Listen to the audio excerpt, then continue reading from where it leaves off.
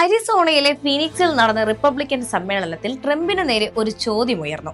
Elon Musk എന്നെങ്കിലും അമേരിക്കയുടെ president ആകുമോ എന്നായിരുന്നു ആ ചോദ്യം.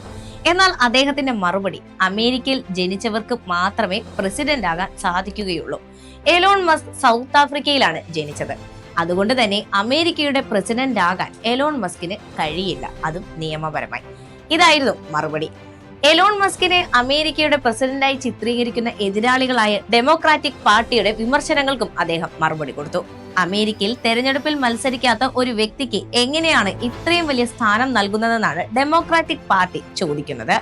ഡൊണാൾഡ് ട്രംപിന്റെ പ്രസംഗത്തിന് എലോൺ മസ്ക് നൽകിയ മറുപടിയും ശ്രദ്ധേയമായി. മനോഹരമായ മറുപടി എന്നായിരുന്നു അദ്ദേഹത്തിന്റെ പ്രതികരണം. എലോൺ മസ്കിനൊപ്പം കാര്യക്ഷമത വർദ്ധിപ്പിക്കൽ വകുപ്പിന്റെ ചുമതല അമേരിക്കൻ സംരംഭകനും രാഷ്ട്രീയ പ്രവർത്തകനുമായ വിവേക് രാമസ്വാമിക്കാണ് ട്രംപ് പകുത്തു നൽകിയിരിക്കുന്നത്. ഭരണ സംവിധാനത്തിന്റെ പൊളിച്ചെഴുത്താണ് ഈ വകുപ്പിന്റെ ലക്ഷ്യം. അമിത നിയന്ത്രണങ്ങൾ ഒഴിവാക്കുക, അനാവശ്യ ചിലവുകൾ കുറയ്ക്കുക, ഫെഡറൽ ഏജൻസികളുടെ പുനഃസംഘടന എന്നിവയും പ്രഖ്യാപിത ലക്ഷ്യങ്ങളിലുണ്ട്. അമേരിക്കയിലെ 47ാമത് പ്രസിഡന്റായി അടുത്ത മാസം 20-നാണ് ഡൊണാൾഡ് ട്രംപ് സ്ഥാനമേൽക്കുന്നത്.